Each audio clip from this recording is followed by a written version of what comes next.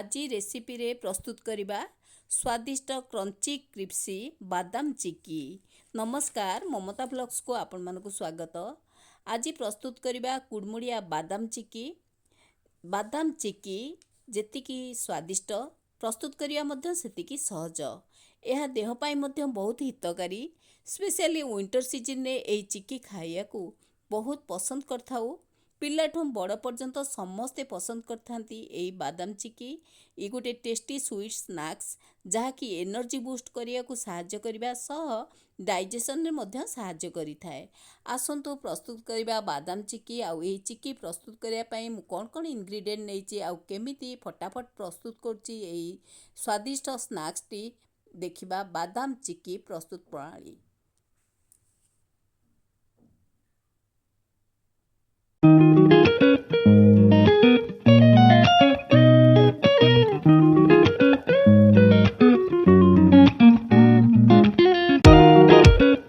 Crunchy crispy बादाम चिक्की प्रस्तुत करिया पई कौन कौन सामग्री नेइची आसंतु देखि नबा।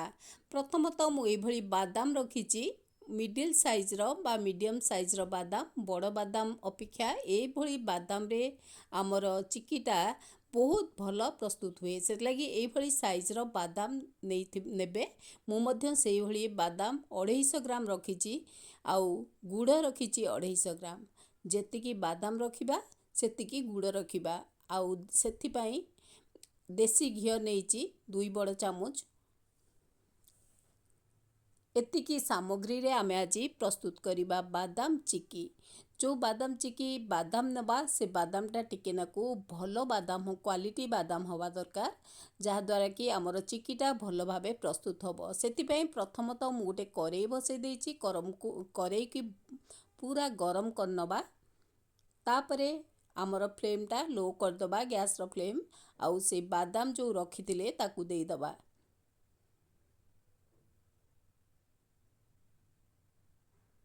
गोटे गोटे बादाम थाए टिके पोका थाए किंबा ओल्ड बादाम थाए ताकू काढ़ी दबा, जहा कि आमर चिक्कीटा भलो हबो। नले गोटे बादाम खराब रही गले चिक्कीटा टेस्ट खराब आसीबो। सेथि लगी आमे बादामटा नेला बेले भलो भाबे क्वालिटी बादाम नबा। आकू एई भली लो फ्लेम रे भाजी नबा। फ्लेम को केबे मीडियम करिवेनी, हाई करिवेनी। लो फ्लेम रे भाजिले से आस्ते आस्ते गरम हेई भाजी जिवो। आउ आपण भी जानी परिबे केमिति तार गोटे ट्रिक अछि। बादाम क्रैक करिवो बा फुटिबार साउंड हबो। आउ तार गोटे स्मेल आसीबो बादाम रो। सेथुरु आमे जानी परिबा जे बादामटा आमर भाजी गला। तेणु करी एई भली लगातार भाजिया को पड़िबो बादामटा पूरा भाजी होबा जाए। आर कलर आस्ते आस्ते चेंज हेची। देखुथिबे बादाम रो कलरटा चेंज हेई आसलानी। किछि समय परे प्राय 5 मिनिट लागियो, 5 रु 7 मिनिट लागियो भाजी होबाकू। कारण आमे लो फ्लेम रे भाजुचे, तेणु करी किछि समय लागिबो। तापरे बादामटा संपूर्ण भाबे भाजी हेजिबो। एबे देखुथिबे बादाम भाजी आसलानी। आउ क्रैकिंग कलानी। गोटे गोटे बादाम क्रैक साउंड देलानी। संपूर्ण भाबे भाजी गला परे आमे काढ़िबा। जदि बादाम भलो से भाजी हबनी ताले जम्मा चिक्की भलो हबनी। तेणु करी बादाम भाजिला बेले आमे आकु भलो भाबे भाजीबा दरकार। सेटा मने रखिबे, नले चिक्कीटा भलो भाबे प्रस्तुत हबनी।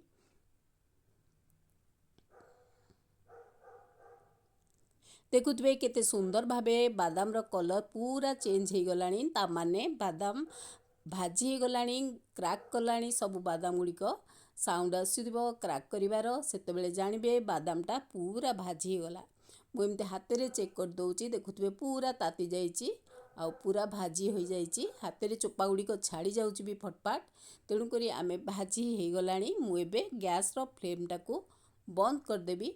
आउ ताकू गोटे काढ़ी देइची, गोटे थाली रे काढ़ी देइची। बादाम को काढ़ी किरी ठंडा करिया को दबा। तापरे आमे तार चोपा छड़ेबा। कारण गरम केबे भी चोपा छड़ेबेनी, गरम चोपा छाड़ी सहजे छाड़ीबनी। तेणु करी ठंडा हे गले आमे चोपा छड़ेई दबा। एमती हाथ रे मळी किरी किछि चोपा छड़ेबा। मु चोपा छड़ेया पई गोटे प्रोसेस यूज करे, जोटा कि गोटे छोटो टावेल ले ତାକୁ ଘଷିକିରି ମୁଁ ଚୋପା ସହଜରେ ଛଡ଼େଇ ଦିଏ। ଏମିତି ହାତରେ ଛଡ଼େଇଲେ କିଛି ଛାଡ଼ୁଛି, କିନ୍ତୁ ପୁରା ଥଣ୍ଡା ହେଲା ପରେ ସେ ଟାୱେଲରେ ମୁଁ ଘଷିକିରି ତାର ଚୋପା ବହୁତ ସହଜରେ ଛାଡ଼ିଯିବ। ଏଇଟା ଗୋଟେ ସୁନ୍ଦର ଟିପ୍ସ। ଏଇଭଳି ଆମେ ଘଷି ନେଲେ ଆର ବାଦାମର ସବୁ ଚୋପା ଛାଡ଼ିଯିବ। ତାପରେ ଏଇ ବାଦାମକୁ ଆମେ ଗୋଟେ କେଉଁଥିରେ କୁଲା ହେଉ କିମ୍ବା କେଉଁଥିରେ ପାଛୁଡ଼ିଲା ଭଳିଆ ପାଛୁଡ଼ି ନେଲେ ଆର ଚୋପା ଗୁଡ଼ିକ ଉଡ଼ିଯିବ ଆଉ ଗୋଟିକିଆ ବାଦାମ ରହିଯିବ। ତାକୁ ଆମେ ଚଲେଇ ଦେଲେ ବି ସେଇଟା ପୁରା ମାନେ ଆମେ ଭଲ ବାଦାମ ପାଇବା, ଚୋପା ଛଡ଼ା ବାଦାମ ପାଇବା। ଚୋପା ଗୁଡ଼ିକ ସହଜରେ ଛାଡ଼ି ଯାଇଥିବ। ଏଇଭଳି ମୁଁ ଘଷି ନେଉଛି, ଯାହାକି ଆ ଚୋପା ଗୁଡ଼ିକ ପୁରା ଅଲଗା ହେଇଯାଉଛି ମଞ୍ଜିଠାରୁ।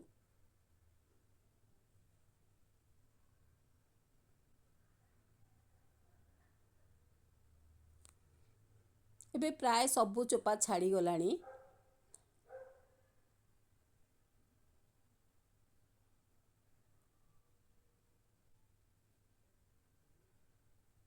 ଦେଖନ୍ତୁ, ମୁଁ ଚୋପା ଛାଡ଼ିଗଲା ପରେ ସେଇଭଳି କିଛି ପାଛୁଡ଼ି ନେଇଛି, ଯାହାକି ତା ମଞ୍ଜି ତା ଚୋପା ଗୁଡ଼ିକ ଉଡ଼ିଯାଇଛି। ବାକି ଯେଉଁ ଛୋଟ ଛୋଟ ଚୋପା ରହିଛି ମୁଁ ତାକୁ ଏମିତି ଚଲେଇ ନେଉଛି, ଯାହାଦ୍ୱାରା କି ଏଇ ଯେଉଁ ତାରେ ଚଲେଇ ଦେବା ଦ୍ୱାରା ସେ ଛୋଟ ଚୋପା ଗୁଡ଼ିକ ବି ବାହାରିଯିବ ଆଉ ବାଦାମ ସେପାରେଟ୍ ହେଇଯିବ, ମଞ୍ଜି ଅଲଗା ରହିଯିବ। ଆମେ ସହଜରେ ଭଲ ମଞ୍ଜି ପାଇଯିବା। ଏହିଭଳି ପ୍ରୋସେସ୍ରେ ଆମେ ସହଜରେ ଠିକ୍ସେ ଚୋପା ଛଡ଼ା ବାଦାମ ମଞ୍ଜି ପାଇଯିବା। ଚିକି ପାଇଁ ଚୋପା ରହିଲେ ଚିକିଟା ଠିକ୍ସେ ହେବନି, ଭଲ ଲାଗିବନି, ଟେଷ୍ଟ ଭଲ ଆସିବନି। ତେଣୁକରି ଚୋପା ଠିକ୍ସେ ଛଡ଼େଇ ନେବା। ଦେଖନ୍ତୁ, ପୁରା ବଢ଼ିଆ ସେ ଚୋପା ଛାଡ଼ିକିରି ଆମର ମଞ୍ଜିଟି ମୁଁ କାଢ଼ି ନେଇଛି। ଆଉ ଗୋଟେ ଜିନିଷ ହେଉଛି, ଆଧିରେ ଗୋଟା ଗୋଟା ବାଦାମ କିଛି ରହିଛି, ଆକୁ ଖଣ୍ଡ ଖଣ୍ଡ କରି ନେବା, ଯାହାଦ୍ୱାରା କି ଆମ ଚିକିଟା ସମାନ ସାଇଜ୍ର ହେବ ଆଉ ଟେଷ୍ଟ ବି ଭଲ ଆସିବ। ଗୋଟିକିଆ ବାଦାମକୁ ଖଣ୍ଡ ଖଣ୍ଡ ଫାଳ ଫାଳ କରିବାକୁ ମୁଁ ଏଭଳି ଗୋଟେ ଗିନା, ଛୋଟ ଗିନା ସାହାଯ୍ୟରେ ଦାବି ଦାବି ଦେଉଛି, ଯାହାକି ଗୋଟିକିଆ ବାଦାମ ଗୁଡ଼ିକ ଫାଳ ଫାଳ ହେଇଯିବ ଆଉ ଆମ ଚିକିଟା, ବାଦାମ ଚିକିଟା ବହୁତ ବଢ଼ିଆ ସେ ପ୍ରସ୍ତୁତ ହେବ। ଏଇଭଳି କରିଦେବା ଦ୍ୱାରା ଦେଖୁଥିବେ କେମିତି ଗୋଟା ବାଦାମ ଗୁଡ଼ିକ ଫାଳ ଫାଳ ହେଇଯାଉଛି।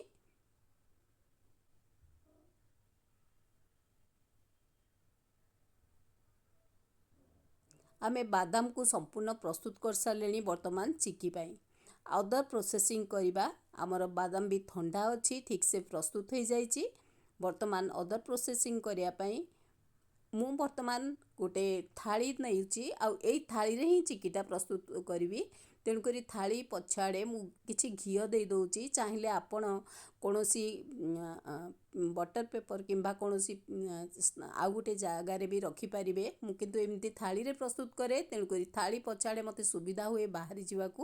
ମୁଁ ଏମିତି ଘିଅ ମାରି ନେଇଛି, ଯାହାକି ସହଜରେ ଚିକିଟା ବାହାରିଯିବ। ଏବେ ଗୋଟେ କରେଇ, ସେଇ କରେଇ ବସେଇ ଦେଇଛି ଆଉ ସେଇ କରେଇରେ ମୁଁ ଯେଉଁ ରଖିଥିଲି ଗୁଡ଼, ସବୁ ଗୁଡ଼ ଦେଇ ଦେଉଛି।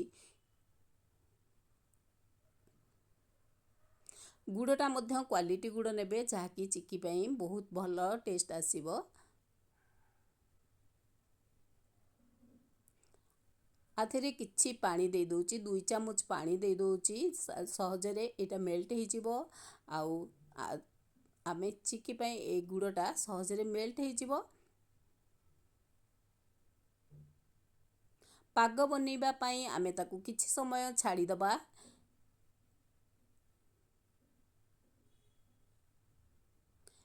ଏଇ ଗୁଡ଼ର ପାଗ ହେଲା ମେନ୍ ଜିନିଷ, ଯେଉଁଟାକି ଚିକିକି ବାନ୍ଧିକି ରଖେ ଆଉ ଚିକିଟା ଠିକ୍ସେ ଆମର ପ୍ରିପେୟାର ହେଇଯାଏ। ତେଣୁକରି ଗୁଡ଼ ପାଗଟାରେ ବହୁତ ଡିପେଣ୍ଡ କରେ ଚିକିର ଟେଷ୍ଟ ଉପରେ। ତେଣୁକରି ଗୁଡ଼ ପାଗଟା ଠିକ୍ସେ କରିବାର ଅଛି। ଦେଖନ୍ତୁ, ଗୁଡ଼ ଏଇଭଳି ପାଗ ହେଇ ଆସିଲାଣି, ବାନ୍ଧି ଆସିଲାଣି। ଏଇଟା କିଛି ସମୟ ଲାଗିବ, ଏ ଗୁଡ଼ଟା ଫଟାଫଟ ହେବନି। ତେଣୁକରି ଆପଣ ଲୋ ଫ୍ଲେମ୍ରେ ଆମେ ତାକୁ ରୋଷେଇ କରିବାର ଅଛି, ପୁରା ରାନ୍ଧିବାର ଅଛି, ଯେମିତି ପୁରା ପାଗଟା ଚିକି ପାଗ ଆସିବା ଯାଏଁ ଆମେ ଗୁଡ଼ଟାକୁ ରାନ୍ଧିବାର ଅଛି। ମଝିରେ ମଝିରେ ଗୋଳଉଥିବା, ନହେଲେ ତଳ ଅଂଶଟା ଲାଗିଯାଇପାରେ। ତେଣୁକରି ଗୋଳେଇକି ତା ପାଗଟାକୁ ଠିକ୍ସେ କରିବାର ଅଛି।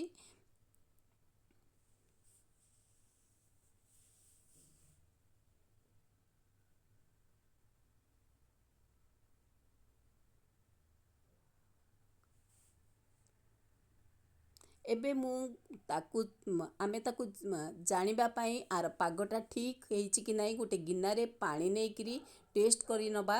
ଏବେ ମୁଁ ଟେଷ୍ଟ କରୁଛି, ଦେଖୁଥିବେ ଏ ବାନ୍ଧି ହେଇଛି, ଯଦିଓ ପୁରା ସମ୍ପୂର୍ଣ୍ଣ ହେଇନି, କାହିଁକିନା ପୁରା ଚକୋଲେଟ୍ ଭଳିଆ ଏ ପାଗଟା ହେଇଯିବ ସେତେବେଳେ ଆମେ ବାଦାମ ଦେବା। ତେଣୁକରି ଗୁଡ଼ଟା ରାନ୍ଧିବାକୁ ଆହୁରି ପଡ଼ିବ। ଏବେ ବି ମୁଁ ଆଉଥରେ ଟେଷ୍ଟ କରୁଛି ସେଭଳି ହେଇଛି କି ନାହିଁ ଦେଖିବା ପାଇଁ, କିନ୍ତୁ ସେଭଳି ହେଇନି। ଆହୁରି କିଛି ସମୟ ଗୁଡ଼ଟାକୁ ରାନ୍ଧିବାକୁ ପଡ଼ିବ, କାରଣ ପୁରା ଚକୋଲେଟ୍ ଭଳିଆ ହେବ।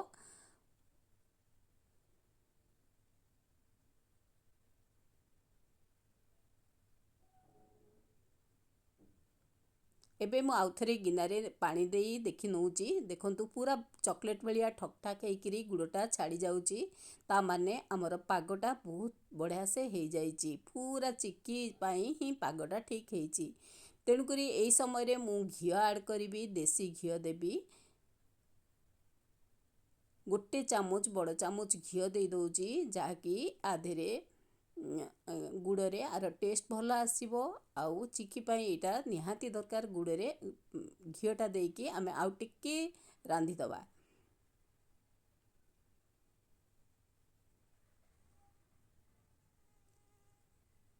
ଆମର ଗୁଡ଼ ସମ୍ପୂର୍ଣ୍ଣ ଭାବେ ହେଇଗଲାଣି। ବର୍ତ୍ତମାନ ଆମେ ବାଦାମଟା ବ୍ୟବହାର କରିବା। ବାଦାମଟା ତା ଦେହରେ ଦେଇଦେବା।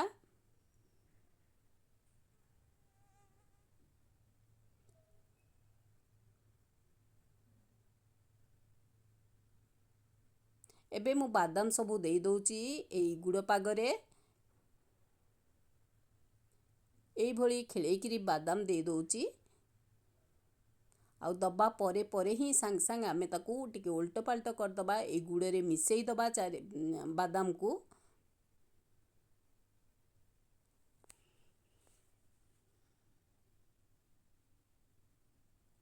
ଦେଖୁଥିବେ କେତେ ସୁନ୍ଦର ଭାବେ ହେଇଯାଉଛି। ବହୁତ ସୁନ୍ଦର ସେ, ଅତି ଶୀଘ୍ର ବହୁତ ବଢ଼ିଆ ସେ କ୍ରଞ୍ଚି ଆଉ କ୍ରିସ୍ପି ଚିକି ପ୍ରସ୍ତୁତ ହେଇଯିବ। ଆମେ ଆକୁ ଏଇଭଳି ମୁଁ ଆକୁ ପ୍ରସ୍ତୁତ କରୁଛି। ଚାରି କଡ଼ୁ ବହୁତ ଭଲ ଭାବେ ମିଶାଇ ଦେଉଛି ବାଦାମକୁ ଗୁଡ଼ ସହିତ, ଗୁଡ଼ ପାଗ ସହିତ। ଏବେ ତାକୁ କାଢ଼ି ନେବା। ଗୋଟେ ସେଇ ଯେଉଁ ଥାଳିରେ ମୁଁ ଘିଅ ଦେଇଥିଲି ସେଇ ଥାଳିରେ ମୁଁ ଦେଇ ଦେଇଛି। ଆଉ ତାକୁ ସମାନ ବା ସାଇଜ୍ କରି ନେଉଛି। ଏ ପୁରା ତାତିଛି, ଗରମ ଅଛି, ଯାହାକି ମୁଁ ଗୋଟେ ଚାମଚ ସାହାଯ୍ୟରେ ତାକୁ ସବୁ ସାଇଜ୍ କରୁଛି। ଭଲସେ ସାଇଜ୍ କରିବାକୁ ମୁଁ ବେଲଣା କାଠି ୟୁଜ୍ କରୁଛି, କାରଣ ବେଲଣା କାଠିରେ ସାଇଜ୍ ହେଇ ରହିବ। ତେଣୁକରି ସବୁ ଆଡ଼କୁ ଠିକ୍ ସାଇଜ୍ ଆଣିବା ପାଇଁ ମୁଁ ଏଇଭଳି ବେଲଣା କାଠିରେ ଚାରିକଡ଼ ଭଲ ଭାବେ ଆକୁ ସେପ୍ ଦେଇ ଦେଉଛି।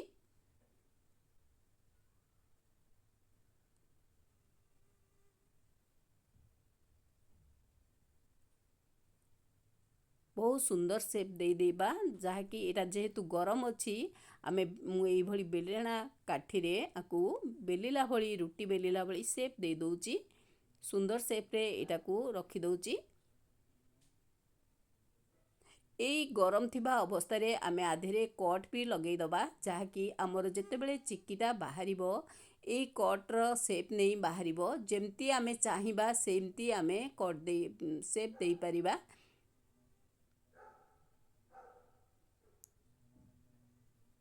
ମୁଁ ଏଇଭଳି ସାଇଜ୍ କରିବା ପରେ ଗୋଟେ ନାଇଫ୍ ସାହାଯ୍ୟରେ ଆକୁ ଭଲ ଭାବେ ସେପ୍ ଦେଇଦେବି।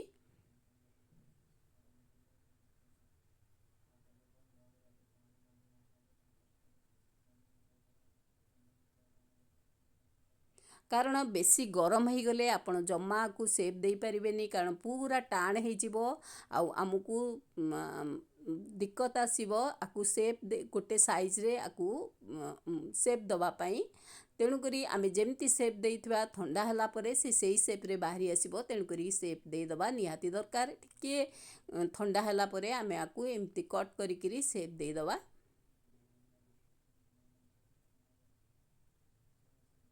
ଆକୁ 4ରୁ 5 ଘଣ୍ଟା ରଖିବା ପରେ ଇଏ ଯେତେବେଳେ ଥଣ୍ଡା ହେଇଯିବ, ବାଦାମ ଚିକିଟା ବହୁତ ସୁନ୍ଦର ଭାବରେ ଇଏ ବାହାରି ଆସିବ ଆଉ ବହୁତ ବଢ଼ିଆ ସେ ପ୍ରସ୍ତୁତ ହେଇଯିବ। ଚାହିଁଲେ ଗୁଡ଼ ବଦଳରେ ଚିନି ଆପଣ ୟୁଜ୍ କରିପାରିବେ, କିନ୍ତୁ ଗୁଡ଼ରେ ବହୁତ ହେଲ୍ଦି जेहेतु गुड़टा मु यूज करे आ गुड़े प्रस्तुत बहुत टेस्ट मध्य आसे।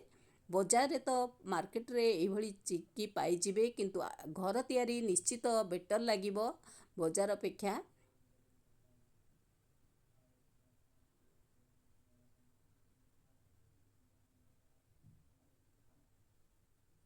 देखंतु एभली गोटे साइज रे मु शेप दे दोची जहाँकि आमे गोटे आकु स्टोर करी मध्य आमे बहुत दिन रखी परिबा। गोटे एयर टाइट कंटेनर रे ए बादाम चिक्की की आमे प्रायतः मासे रु अधिक समय मध्य रही परिबो किंतु एयर टाइट कंटेनर यूज करिवे नहले एटा मेल्ट हेजिबो आ आर टेस्ट बिगड़ी जिवो। तेणु करी जदी स्टोर करिया को चाहिबे एयर टाइट कंटेनर रे रखिबे। एभली मु कट देई दबा परे 4 रु 5 घंटा ताकू ठंडा करिया को छाड़ी देबी। तापरे देखिबा हमर किभली प्रस्तुत होउची बा किभली हेइथिबो। एटा संपूर्ण भावे एटा को मु प्रस्तुत कर सारलेनी। वर्तमान ठंडा करिया को छाड़ नबा। देखंतु केते सुंदर भावे हेइची। जेतिकी सुंदर लागुची आ टेस्ट मध्य बहुत बढ़िया। जेतिकी क्रंची सेतिकी क्रिस्पी मध्य। एबे देखंतु 4-5 घंटा मु रखी देइची काढ़ी दउची अबिका। 4-5 घंटा रखिया परे देखुथिबे केते सुंदर लागुची एटा। आउ निश्चित भल भावे बाहरी आसियो मु विश्वास। तेणु करी एबे ताकू काढ़ीबा केमती बाहरुची देखि नबा। मु गोटे नाइफ साहाय्य ताकू टिके पुश करूची जहाँकि से सहजरे बाहरी जिवो।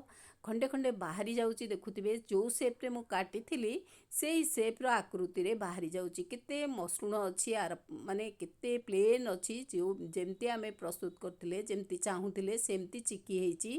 क्रंची क्रिस्पी बहुत बढ़िया कुरकुरे आमर बादाम चिक्कीटा प्रस्तुत हेइची। एबे मु भांगुची देखंतु खंड खंड बाहरुची सेही शेप रे बाहरुची ताकू मु ताकू स्क्वायर साइज करी बाहर कर नउची।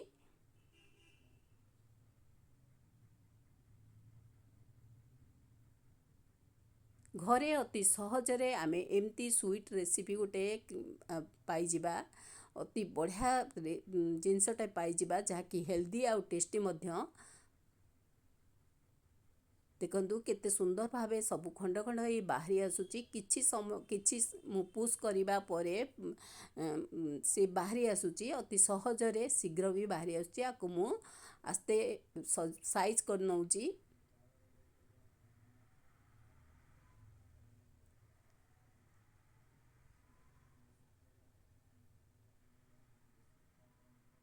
ते बढ़िया से प्रस्तुत हेइची देखिले बहुत भल लागुची।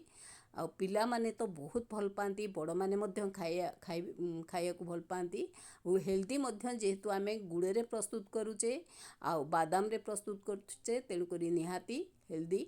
आ विंटर स्पेशली शीत दिने आमे एई भली बादाम रो भेराइटी रेसिपी खाइया को भल पाऊ। एई चिक्कीटा बादाम चिक्कीटा गोटे स्वीट रेसिपी जहाँकि एई शीत दिन पई आमको बहुत भल लागे। प्रस्तुत करिया को जेमती भल लागे खाइया को मध्य टेस्ट करिया बहुत भल लागे। आज मु एभली प्रस्तुत कली बादाम चिक्की। आपण वीडियोटी निश्चय देखिथिबे।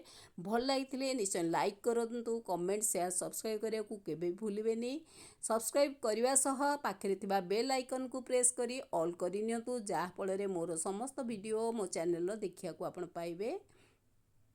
आज प्रस्तुत हो गला एई भली क्रंची क्रिस्पी बादाम चिक्की अति सहजरे आ अति शीघ्र अल्प इंग्रेडिएंट रे देखुथिबे मु केतोटी इंग्रेडिएंट नेची मात्र 3टी इंग्रेडिएंट बादाम गुड़ आउ किछि घी। एतिकी जिनस रे सामग्री रे आमे प्रस्तुत कर देलु गोटे टेस्टी रेसिपी टेस्टी स्नैक्स कहि परिबा। कारण पिलाठू बड़ समस्त एमती खाइबा को तो बहुत भल पाती बादाम चिक्की।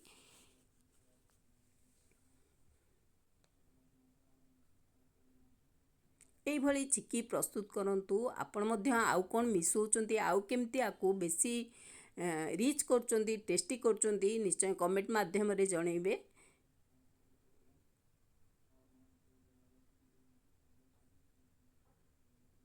आज प्रस्तुत हो गला हमर बादाम चिक्की। वीडियोटी निश्चय देखंतु लाइक करंतु कमेंट शेयर सब्सक्राइब करंतु।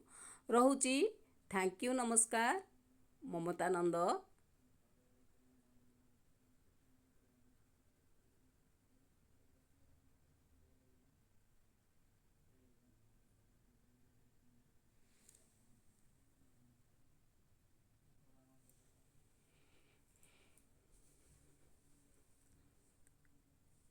मोर भिडियोटी देखुले मोर गोटे क्वेश्चन अच्छी आपण को मोर जो माने व्यूअर्स से मानक गोटे क्वेश्चन अच्छी ए बादाम चिक्की पाई को स्टेट प्रसिद्ध आउ से स्टेट रे बादाम चिक्की बदल रे आहुरी सह आउ की चिक्की प्रस्तुत करा जाए को ओडिशार को सॉरी इंडियार को स्टेट ए बादाम चिक्की पाई प्रसिद्ध निश्चय कमेंट माध्यम रे कहबा को अनुरोध।